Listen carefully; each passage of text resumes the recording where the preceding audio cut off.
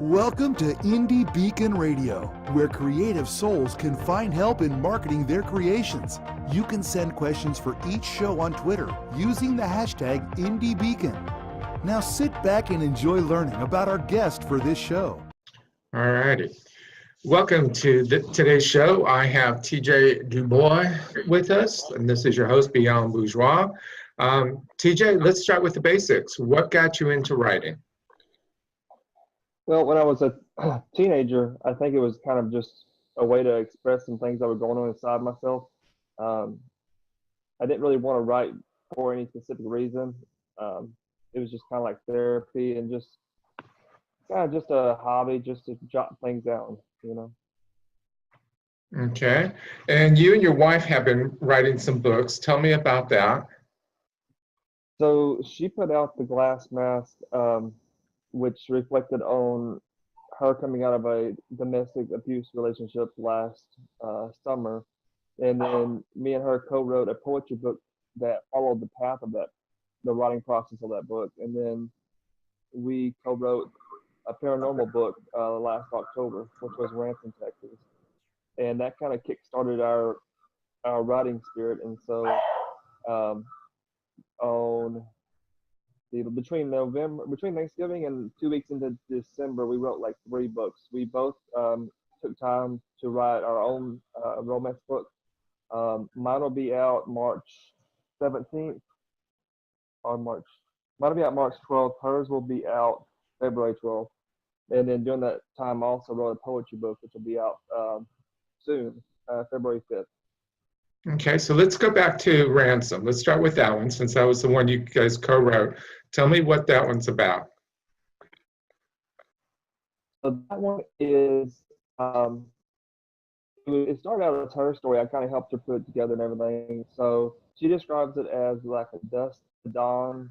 If you've ever watched that movie, that kind of story. So it's like the small town. You picture a small town Texas town, where the star quarterback is, got a full ride, and his whole path is set, and then some things happen, and he's got to pretty much save the world, and so he sees things that other people can't see, and so it's that whole paranormal aspect, and so from the outside looking in, everybody thinks he's completely crazy and lost his mind, but in his mind, he knows that he's the only choice, and he has to do this mission that kind of fell into his lap to save the world. Okay. And that, I guess, the fact that you actually wrote a book with her, going through the process and everything, is what inspired you to write your own romance. Is that correct? Yes, sir. Well, the romance part of it, I'd always been kind of from Twilight to 50 Shades. I wrote poetry and I had read those kind of books. So after we did Ransom, we actually started working on part 2, which we co-wrote, and that one we split the characters up for Nola Bound, which will be out in April. And so that one we truly co-wrote. We literally split the characters down and wrote from 2 different sides. But the romance part of it, the romance book, it was just something I kind of wanted to do. Okay. And what was the title again? I didn't quite hear the title of your new book. So Ramblings of a Dreamer is my poetry book, which will be out February 5th. She's got What Would It Take, which will be out February 12th. And then Texas Skylines is that romance book I wrote, and it'll be out March 12th. Okay. We've And got several books coming up. yeah, you definitely do. It seems like you've got more than enough books coming out. How do you keep up with all of that? I mean, that's a lot of material you're not only writing, but then also the production of it. Yeah, that's the social media aspect. She's better at than I am, because I do work full time, and so it's kind of a balance. And I'm also in the Navy Reserves, so when we wrote part 2 to Ransom, I actually had to go do the state funeral for George Bush Sr. So I was riding in the car. I was a VIP driver, so I was riding in the car. I would find a little hole in the wall and I would go and just write. And so I was writing my chapters, you know, either at work or wherever I'm at. So it's definitely a balancing act. And with the fact that you're working full time and the production, I mean, how is it you're able to create these characters? Are they talking to you? Are they, you know, saying, hey, you need to write, you know, this story, or what's going on with that? I write super fast, so I can sit down in an hour and probably put out 3,000, sometimes 3,500 words. So I can prioritize my characters. So when I wrote my romance book, Texas Skylands, I wrote it in about 2 weeks. I've been working on another one for about 2 weeks now, maybe 3 weeks now, because I've been busy with a new job. But I'm at 37,000 words right now on that one, and it's been about 3 weeks on that one. So it's one of those things where when I write, I just kind of focus on the story. I try to remember where I'm at, and then I try to give everything I have to that time, whether it's an hour or 30 minutes. I focus all my energy on those characters and that part of it, and then I'll get up and then I'll have to go do whatever else from there. Okay. You mentioned that you've got another one getting ready to come out. The romance that you wrote, just strictly by yourself, are you seeing a trilogy or a series or anything with this book, or are you just having different book ideas? And That one there, probably not. The one I'm doing right now, it could happen because the one I'm doing now is a rock star romance following the lead singer of a band. And so I've got the other characters of the band, and so I've been playing with um, introducing them and teasing those characters, but then not following their path. So when they go off and do something, you don't know where they went. So it leaves the door open down the road for this one where if you wrote from one of those other band members, you can see kind of where they fit into the band and where their story went when they went away in the book, because I'm only following the main character. So this one may be a little different. okay, so you've got characters and band going on here. Where did the band idea come from? Is this something on your side that you do? No, I've always been into concerts. I go to drill in Houston, Texas, so I've met several local bands down there, made friends with several people from drummers to singers. Um, and so I've always loved music because music tells a story, just like, you know, any artist. And so I love lyrics and I love all the different aspects of music. And I love poetry. And I think poetry kind of ties into song lyrics a little bit. So when I wrote the one I'm doing right now, I wanted to add in the story a little bit of him writing lyrics that may come into a song later on. And so I wanted to put a little bit of my poetry spin into the romance rock star spin, which I don't know if that's normal, but when I do romance, I don't really know what normal is. So I'm just doing what I feel I should do and then hope it all turns out. I was wondering about the lyrics aspect because I see the poster behind you of A Star is Born. So I was wondering if you were actually going to be doing songs that maybe some bands have done, or if you were going to create your own to add into that, or what. So that's interesting that you're going to add your poetry and possibly create your own lyrics. That's very good. Another challenge for you nonetheless. Since you're not a band player, you know, you don't play an instrument per se, are you interviewing all these different types of drummers and guitarists and all these people to better understand how to represent them? I haven't really interviewed them per se. I've mostly just been around them, go to local concerts, and just interact with them as friends. And so I follow them on social media too. And so some of it, I hope I get right because I don't really know. But um, it seems the story seems to be okay. So I'm hoping the story at least carries it through. And real quickly, I want to go back to Ransom, the one you guys co-wrote. Is that going to be a series as well, or is that standalone?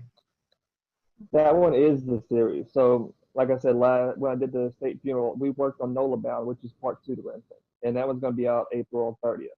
And then we're going to start working on part 3 and try to have maybe an October release, because we released Ransom Texas October 30th, and we would love to have part 3 come out around that time.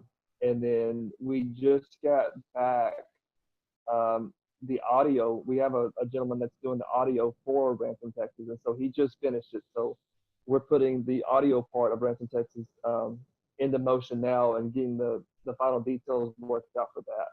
So we have all these different things going on, from audio books to regular books to writing books to everything else. Cool. Well, we're going to take a brief break, and then we'll be right back.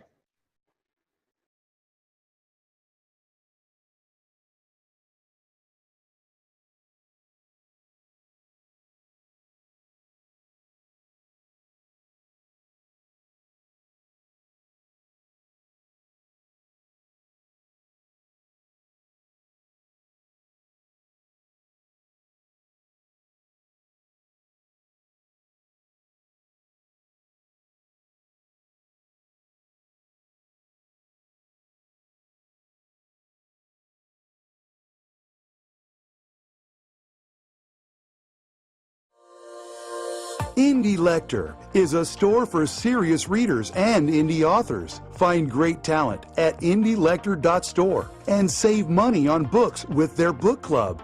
A portion of the proceeds helps get books into schools and libraries in need. Find a great book to read by an indie author at indielector.store. My Dream America, written by Helen Monday. A story of hopes and dreams and struggles and strengths of a young girl who wanted to come to America at age 13, came to America at age 21 with a suitcase and a guitar, a ticket for a year and a visa for 3 months, became a United States citizen at age 28. My Dream America can be purchased at Barnes & Nobles and Amazon, written by Helen Monday. Welcome back to Indie Beacon Radio.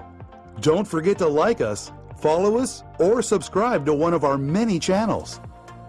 Now, here is your host for today's show. All right, and now we're back, and I am with TJ DuBois, who is not only an author in his own right, but also a co-author with his wife. You have a lot of different things going on. You have the romance, you have the co-writing romance, you have the poetry. It seems like you are really searching for an outlet, and not just one type of outlet. So where's all that creative energy coming from? I think it's just always been there.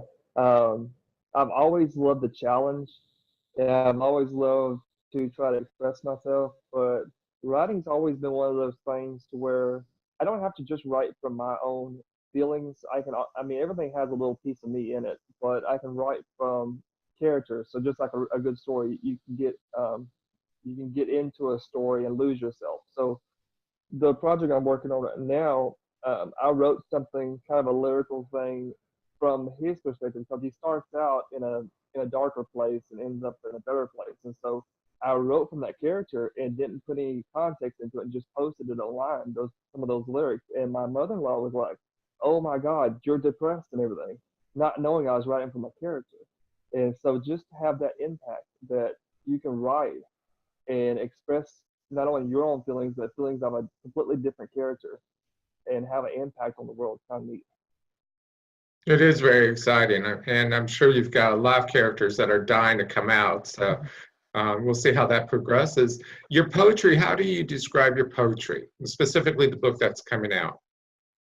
Okay, so Ramblings of a Dreamer, the title is kind of true to what it is. I carry my phone and I have notes in my phone, so no matter where I'm at, no matter what's going on, if I have a thought in my head, whether it's inspired from a song or a movie or just life, I always jot notes down. And so the poetry really comes from all aspects, whether it's the animals around me that are, I'm trying to picture what they're thinking in their head, or whether it's just, things happening around me in the world as, in a larger picture, and try not to be political or anything, but just put a spin on it to where I can still express, kind of how the world makes you feel, if that makes sense. So you have the one book coming out. Are you planning any more poetry books coming out? I'm still writing. So right now I'm trying to put my energy into getting the books that we have done out, and then finishing up this book that I'm working on right now. And then we're going to start working on part 3 to Ransom. Um, but in between there, I'm going to try to keep writing some poetry, and then we'll just have to see if I have enough, because when we did the poetry accompaniment to the Glass Mass, Poetry of the Broken, it was a smaller, like I did like 12 poems and she did 8, so it wasn't enough to actually do a full production of it. So when I did my book for Ramblings of Dreamer, I had to actually get like 70 or 80 pages together. So if I do another poetry book, I'm gonna have to take the time to actually get enough poems together to where it's an actual book. Okay. And I mean, poetry in itself is a total different animal than actual writing fiction and stuff. So my hat's off to you in that respect. Do you have one of the poems nearby that you'd like to read? I'm trying to pull this book up. Let me see. This one, I don't know. This is. Let's see. This one's locked inside oneself. Locked inside yourself is a scary place, filled with every thought you ever had. No filter, no limits. What to keep, what to let go. Screaming on the inside, no words come out. Picture of serenity, mask the raging tide. An ocean of turmoil. Walk softly, listen closely. The ones we love may have words never spoken. When faced, locked inside your cage, remember to let someone in. We're all just dust particles in the cosmos. Your inner hell is only lonesome by choice, not by chance. Let the ones around you in, and never put yourself out every once in a while. That's one. It's very good. I'm sorry. I was thinking about it, and so I lost track of my conversation, my questions for you. But in reference to the characters that you write, is there one particular one that's really standing out the most for you that either you hate or you love, or that just screams more to you that needs to be written? One thing I found interesting is I think there's a little bit of my wife in all of my female characters, because she is such a strong woman, and she is my soulmate. So she's been through so much, and she kind of has that whole take on the world vibe, and so my characters really stand out to me, because I think I put a little bit of her in each one of them, and so it's kind of neat, thinking about that side of it. How does she feel about being part of a variety of characters? I think she's okay with it, because I try to, do I believe women can do anything a guy can do, and I try to put that in my characters, that these women, whether they're interacting with rock stars or whether they're, whatever situation they're in, they can stand tall with the best of them, take names and kick butt and chew bubble gum all at the same time. And so I think keeping that aspect going, I think she's okay with that. So with what you just said, am I to assume that the women in the romances are not these damsels in distress that are needing to be rescued, but it may be actually the opposite role they're playing? A little bit. So Texas Skylines, it's kind of an office romance, and so she starts out a little timid because it's like a new job and she's trying to figure things out. But before too long, she kind of, in the main character, the guy, has always been really strong as a dominant male figure, and it don't take too long before she kind of flips his world upside down. So definitely, they're not definitely damsel in distresses. In the big picture of it, they may start out kind of figuring out where they fit in the story, but then at the end, they usually find their stride. Okay. We have just a couple minutes left of this segment, so if you would please tell people where they can learn about the books, website, your social media, all that type of stuff. Okay, so I'm gonna pull this around because I have dates on here too. Um, so her website that we use the same website right now, which is ericaleedubois.com. We're on all the social media, so TJ DuBois at Twitter, at Instagram, at Facebook. Some of the dates we have coming up is March 9th. This year, the Take 190 in Killeen Festival. March 30th, the Brazos Valley Festival in Bryan, Texas. June 8th, the Wimberley Book Festival. Um, and then we also are working on a comic book panel in Houston, I think, this summer. So we're doing several things. So definitely follow us on social media, and then we'll keep posting any festival events that we have coming out. And then as we finish new books, we'll also put those out, let you know what's coming. Did I hear you correctly say you were going to be at Comic Palooza in Houston? I think that's comic one coming up. She just got invited to that one, so we're working out the details right now. But the plan is to make it to that one. Great. Well, that's Mother's Day weekend in Houston. We'll be there as well, so we'll look forward to seeing you there.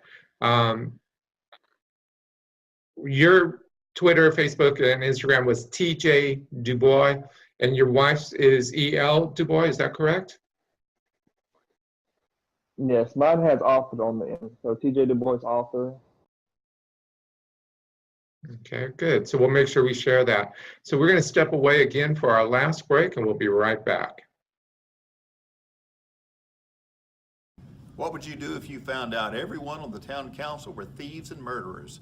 That's what happened in Bandera, Texas in 1873. John Cruder was the marshal, yet he needed to operate outside the law in order to balance the scales of justice. He is the Midnight Marauder. You can find his books on Amazon.com and TopWesterns.com in paperback, digital, and audio. I'm Roy Clinton, and I hope you'll read The Midnight Marauder. Love to read? Love to meet authors in person? Then check out bookfestival.network to find a book festival in your region of Texas. We are adding book festival events throughout the year, so sign up to get notices and even a coupon towards purchase of a Texas author's book. Sign up at bookfestival.network.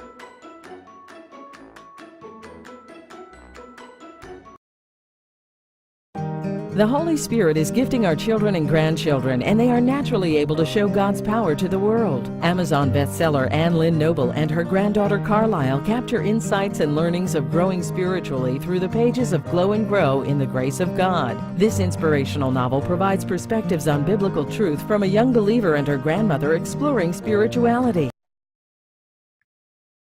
All right, and we're back, and thank you again, TJ, for being with us. You are TJ DuBois, and I am B. Alan Bourgeois.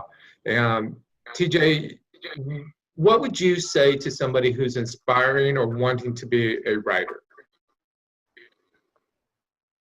To just keep going. Definitely, if you're going to do novels, don't ever get stuck or don't ever get down. Always remember that you have a voice and you have a story to be told, whether it's poetry, whether it's lyrics, whether it's a novel, no matter what it is. Everybody has their own story to tell and their own way to tell it. And no two people tell a story the same way. And so always be creative and definitely never give up your dreams. If you want to write, then write. You know, if nothing else, at least you're doing it for yourself. And hopefully you can connect with one more person. Did you have any formal training in writing? Not one bit. I graduated with 38 people or 40 people in my high school. So, I was a 1A school, so it was really small. So no training at all. Okay. And what about your wife? Has she had experience? She did work for a newspaper for a little bit, but neither one of us had any formal training. Great. Well, it's clearly a true story of, putting your desire out there and just going with it and making it happen. So congrats on that. With the tight schedule you have, how are you planning out all these books to come out so fast? We're working with our publisher, which is right now we're working with Supernova Publishing, which are awesome.